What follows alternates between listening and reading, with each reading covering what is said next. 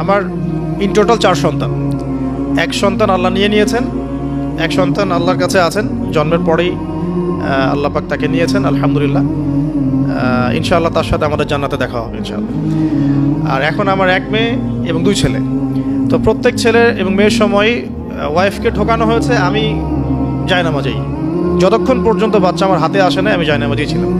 এবং আমি দেখেছি যে আল্লাহ যে আছেন, আল্লাহ যে মানুষের এত কাছে, আল্লাহ যে দোয়া কবুল করেন, শোনেন, মানে আমি হৃদয় থেকে উপলব্ধি করেছি। এই কথাগুলো তো বোঝানো যাবে না, এগুলো তো আমি কোনো দলিল বা প্রমাণ দিয়ে আপনাকে বোঝাতে পারবো না।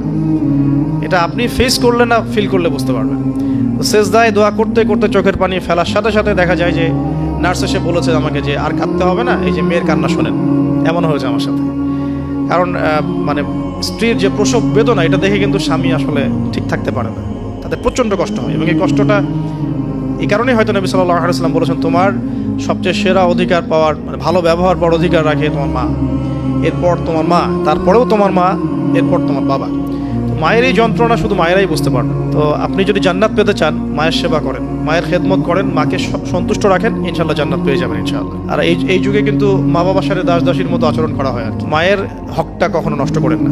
আর তার মেয়েদের প্রতি তাদের প্রতি আমার কনসেপ্টটা ভিউ হচ্ছে এরকম যে কঠিন হয়ে তাদের সাথে কোনো লাভ নাই। আসলে আদতে আলটিমেটলি কঠিন হয়ে কোনো লাভ নাই। 2-1 দিন হয়তো ঝগড়াঝাটি হতে পারে, মনোমালিন্য হতে পারে, কিন্তু কঠিন হয়ে তাদেরকে লাইনে আনা খুব একটা যায় না। নরম হয়ে বুঝিয়ে সুঝিয়েই, ভালো ব্যবহার, ভালোবাসা, মহব্বত দিয়েই সম্ভব ওদের মন জয় করা, আদারওয়াইজ সম্ভব না। তো খেয়াল রাখবেন এই বিষয়গুলো। এরপরে আজান হবে, তাহানিক হবে, 7ম দিনে গিয়ে আপনি আকিকা করবেন। যদি করতে না পারেন 14 দিনে, যদি তাও করতে না পারেন 21, এভাবে সুযোগ আছে আকিকা করার। তবে 7ম দিন আকিকা করা সুন্নাহ। আকিকাটা কি? এটা হচ্ছে আপনার সন্তানের জানের বদলে একটা জানের উৎসর্গ। ছেলে হলে 2টো খাসি, মেয়ে হলে 1টা। কারণ কি, মেয়েদের রোগ প্রতিরোধ ক্ষমতা কিন্তু এমনিই বেশি, ছেলে বাচ্চার রোগ প্রতিরোধ ক্ষমতা কিন্তু কিছুটা কম। এখানে 2টো খাসি উৎসর্গ করা হচ্ছে আল্লাহর কাছে। এখানে মেয়েদেরকে ছোট করা হচ্ছে না। তসলিমা নাসরিন টাইপের মেয়ে থাকলে বলতে পারো যে হ্যাঁ ছোট করা হচ্ছে। এখন আকিকার পর কি মাথা মুন্ডন করা। মাথা মুন্ডন মানে একটা চুল থাকে, চুলটা কষ্ট দেয়, ডক্টরাই বলেন যে এই চুলটা কিন্তু বাচ্চাদেরকে কষ্ট দেয়, এই চুলটাকে কামিয়ে ফেলা। যদি মাথায় কোনো প্রবলেম থাকে, ডক্টর বলে না এখন করার দরকার নাই, সেটা আলাদা ইস্যুস, কিন্তু নর্মালি কামিয়ে ফেলা উচিত। এবং চুলের ওজন করতে হয়, এই চুলের ওজনের সমপরিমাণ রূপা আল্লাহর পথে সদাকা করতে হয়, এটা সুন্নাহ। তো এটা করবেন। তারপরে আকিকা করলেন, আকিকা আপনি যেভাবে গোশত বন্টন করেন সেভাবে করবেন। বাচ্চা এখন জন্ম হয়েছে, আপনাদের নতুন অধ্যায় শুরু, এই প্যারেন্টিংস আপনার এখন শুরু হচ্ছে। এখন আপনার জন্য প্যারেন্টিংস বইটা আমি সাজেস্ট করছি এবং আমি চিস্ট কিছু বলে দিচ্ছি। দেখুন, আদম আলাইহিস সালামের দুই ছেলের সম্পর্কে প্যারেন্টিংস এর মধ্যে কথা এসেছে। আদম আলাইহিস সালামের 2 ছেলের সম্পর্কে কিন্তু কথা এসেছে। 1 নাম্বার হাবিল কাবিলের ঘটনা মনে আছে? 2 সন্তান পরস্পরে হিংসা বশত কিন্তু এক ভাই এক ভাইকে হত্যা করে ফেললো। যদি আপনাদের একাধিক সন্তান থাকে, কারো প্রতি পক্ষপাতিত্ব করতে যায় না, তাহলে কিন্তু হাবিল কাবিলের মতো সম্পর্ক গড়ে উঠবে আর কি। আর এই যুগে তো হাবিল কাবিলের সম্পর্ক এখনো চলছে। এখানে বহু কাবিল ঘুরে বেড়াচ্ছে দাড়ি টুপি নিয়েই, তাই না? এখন হাবিল কাবিল সম্পর্ক তো এখন আছে আর কি। কুরবানি কবুল হচ্ছে, আমারটা হচ্ছে না কেন? খেদমত হচ্ছে, আমি পারছি না কেন? মানুষ ওখানে ছুটছে, আমার কাছে আসে না কেন? ওই ওয়াজে 2 লাখ লোক হচ্ছে, আমার ওয়াজে হচ্ছে না কেন? হাবিল কাবিল সম্পর্ক তো আছেই আর কি। এখন তো কাবিল কি করবে? হাবিলকে এলিমিনেট করার চেষ্টা করবে, হাবিলকে দুনিয়া থেকে সরাতে হবে, তাহলে সে সফল, তার ধারণা এমন। অথচ এই কাজের ফলে কি হয়েছে, তার আমল নামে সমস্ত খুনের গুনাহ কিন্তু যাচ্ছে একটা একটা করে। আর সেম জিনিস আমাদের সাথেও হয়েছে, আমাদেরকে এলিমিনেট করার চেষ্টা করা হয়েছে। আলহামদুলিল্লাহ আল্লাহ রাব্বুল আলামিন সেটা করতে দেন নাই।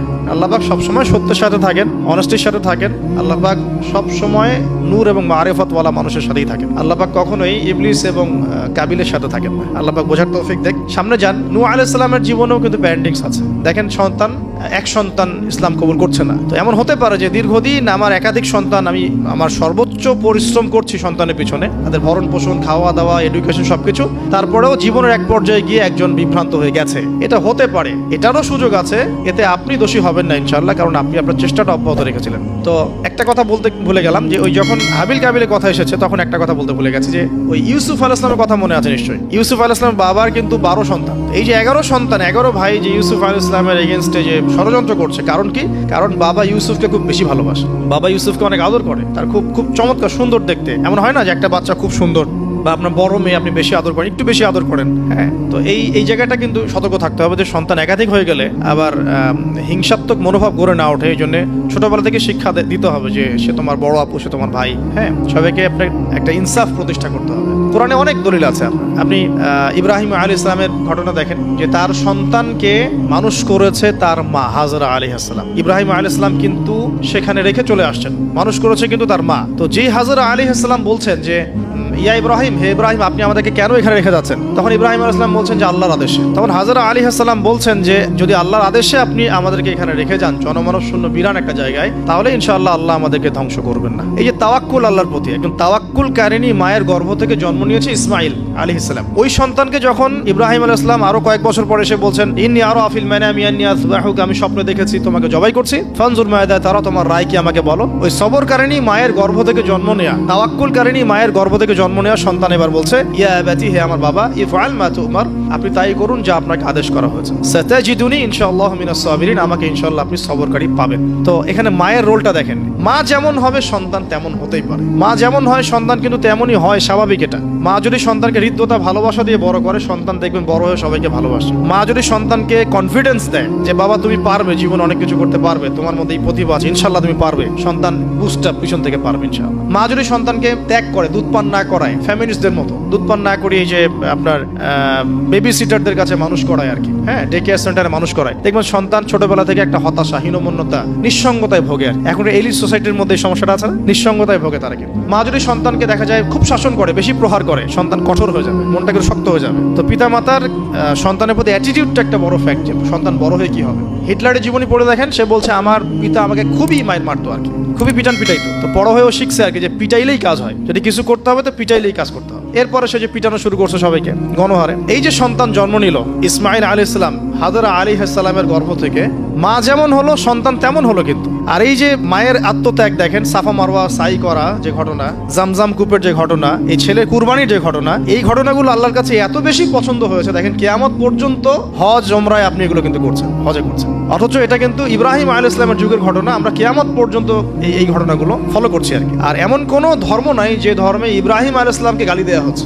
জিউসরা ইব্রাহিম আলাইহিস সালামকে সম্মান করে, জানেন, খ্রিস্টান যারা তারা ইব্রাহিম আলাইহিস সালামকে সম্মান করে, তারা কিন্তু এই পরিবারটাকে সবাই সম্মান করছে আর কি। তো এখানে একটা প্যারেন্টিংসের আপনার নসিহত আছে। পাশাপাশি আপনি সামনে যাবেন, লোকমান আলাইহিস সালামের ঘটনা পাবেন। এটা সূরা লোকমানের এখানে দেয়া আছে, ওয়ালাকাদ আতাইনা লোকমানের হিকমা আন ইশকুরু লিল্লাহ, এখান থেকে নিয়ে শুরু করে একদম আমি আয়াত নাম্বারটা বলে দেই, আয়াত নাম্বার 12 থেকে নিয়ে আপনার এই যে 19-20 পর্যন্ত এই পুরো আয়াতগুলোর মধ্যে লোকমান আলাইহিস সালামের অনেকগুলো নসিহত আছে। সন্তানকে কাছে বসিয়ে তিনি বলছেন, হে আমার সন্তান, আল্লাহর সাথে কাউকে শরীক করো না, লা তুশরিক বিল্লাহ ইন্নাশ শিরকা লাযুলমুন আযীম। শেখাচ্ছেন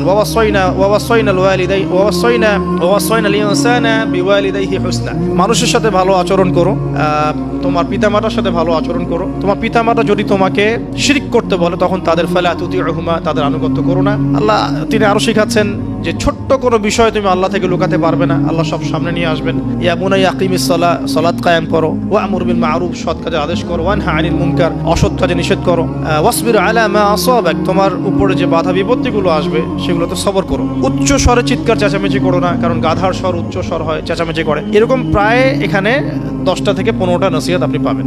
চিস্ট করে বলে দিলাম যে লুকমান আলাইহিস সালাম তার সন্তানকে যা শিক্ষা দিয়েছেন এটা প্যারেন্টিংসের জন্য যথেষ্ট। আপনি সন্তানকে শিক্ষা দিবেন শিরকের শিক্ষা, আপনি আল্লাহকে চিনতে শেখাবেন, রাসূলকে চিনতে শেখাবেন, কোরআনের সাথে সম্পর্ক করে দিবেন, হ্যাঁ, 5 ওয়াক্ত নামাজে অভ্যস্ত করবেন, পাবন্দি করবেন, ইসলামিক পরিবেশ বাসায় বজায় রাখবেন, তালিম হবে, ইসলামিক কালচার রাখবেন। যদি বাচ্চা বিনোদন পছন্দ করে ইসলামিক বিনোদন দিবেন, তাকে সময় দিবেন, তার সাথে কথা বলবেন, তার সাথে গল্প করবেন। তো এখন দেখেন কোরআনে এমন অনেক কিছুই আছে। লোকমান আলাইহিস সালামের কথাই বলেন, আপনি ইব্রাহিম আলাইহিস সালামের কথাই বলেন, আদম আলাইহিস সালাম, নূহ আলাইহিস সালাম থেকে শুরু করে প্রত্যেক নবী রাসূলের জীবনেই দেখবেন আপনি প্যারেন্টিংসের একটা খোরাক পাবেন। ইভেন আমাদের নবী মুহাম্মদ সাল্লাল্লাহু আলাইহি ওয়াসাল্লামের ক্ষেত্রে দেখেন। আচ্ছা, এখানে যাওয়ার আগে এখানে আসি যে এই যে ঈসা আলাইহিস সালামের মা মারিয়াম আলাইহিস সালাম, তিনি কি পবিত্র ছিলেন না? দেখেন আল্লাহ পাক এমন সন্তান দিয়েছেন, সন্তানও পবিত্র। ঈসা আলাইহিস সালাম কি আল্লাহর হুকুমে মৃতকে জীবিত করে ফেলছেন না? আল্লাহর হুকুমে মানুষের সেবা করছেন, চিকিৎসা করছেন, তাকে রূহুল কুদুস সহযোগিতা করছে না? এবং তিনি এমন একজন সত্তা যিনি আবার মাসিহুদ দাজ্জালকে হত্যা করবেন। তাকে আল্লাহ পাক কত বড় একটা মাকাম দিয়েছেন। তার মা পবিত্র ছিলেন, পবিত্র মায়ের সন্তান। দেখেন নবী সাল্লাল্লাহু আলাইহি ওয়াসাল্লামের ক্ষেত্রে কি হয়েছে, তিনি মা এবং বাবার সঙ্গ খুব বেশি পাননি, কিন্তু তার আশপাশের মানুষ যারা ছিল আর কি, তার চাচা, তার দাদা, তারা সব সময় নবী সাল্লাল্লাহু আলাইহি ওয়াসাল্লামকে প্রচন্ড ভালোবাসতেন, প্রশংসা করতেন। কাবা ঘরে নিয়ে কোলে নিয়ে বসে বলতেন, আমার এই নাতি, আমার এই বংশধর ইনশাআল্লাহ একদিন নেতা হবে, তার দাদা বলতেন বারবার। দেখেন নবী সাল্লাল্লাহু আলাইহি ওয়াসাল্লাম ছোটবেলা থেকে এই শিক্ষাগুলো, এই ভালোবাসাগুলো পেয়েছেন। ছোটবেলায় তাকে বেদুইনদের কাছে রাখা হয়েছে, মরুতে দৌড়িয়েছেন, খেলেছেন হাড় হাড্ডি শক্ত হওয়ার জন্য, ফিজিক্যালি স্ট্রং হওয়ার জন্য। ভাষা শিখিয়েছেন নবী সাল্লাল্লাহু আলাইহি ওয়াসাল্লামকে ছোটবেলায়, ওই দুধমা হালিমার ওখানে তিনি ভাষা শিখছেন, আরবি ভাষা, বিশুদ্ধ ভাষা। ছোটবেলা থেকে নবী সাল্লাল্লাহু আলাইহি ওয়াসাল্লামকে যারা ভালোবাসতেন, খেয়াল করে দেখেন নবী সাল্লাল্লাহু আলাইহি ওয়াসাল্লামও বড় হয়ে সবাইকে ভালোবাসেন। এতিমের পাশে দাঁড়ান, বিধবার পাশে দাঁড়ান, মিসকিনের খোঁজ নেন। আমি বোঝাতে চাচ্ছি যে সন্তান সেটাই শিখবে যেটা পিতা মাতা তাকে ছোটবেলায় শিখাবে। আপনি যে এনভায়রনমেন্টটা দিবেন সেই এনভায়রনমেন্টেই তার কৈশোর যৌবন করে উঠবে। সাহাবীদের জীবনী দেখেন, তাবিঈন জীবনী দেখেন, সলফে সালেহিনের জীবনী দেখেন, ইমাম বুখারী, ইমাম আবু হানিফা, শাফিঈ, আহমেদ বিন হাম্বল, ইমাম মালিক, তাদের জীবনীগুলো দেখেন। তাদের পিতা মাতার বিশাল সাপোর্ট ছিল তাদের এই জায়গায় আসার। ঠিক আছে, তাদেরকে কখনো চিন্তা করতে হয় না এই দুনিয়া নিয়ে। দুনিয়ার পুরো বিষয়গুলো পিতা মাতাই সেট করে দিয়েছে। তোমরা খালি দিনের জ্ঞান অর্জন করো, দিনের খেদমত করো, ফকিহ হও, মুহাদ্দিস হও, দিনকে এগিয়ে নাও। ওদেরকে টেনশন ফ্রি করবেন, বাকি পরিশ্রম আমরা করবো ইনশাআল্লাহ, সমস্যা নেই। পরবর্তী প্রজন্মকে ইসলামের জন্য তৈরি করতে হলে আমাদেরকে পরিশ্রম করতে হবে এবং তাদেরকে একটা সিকিউর সাউন্ড মাইন্ড দিতে হবে যে তোমার কাজ এগুলোই।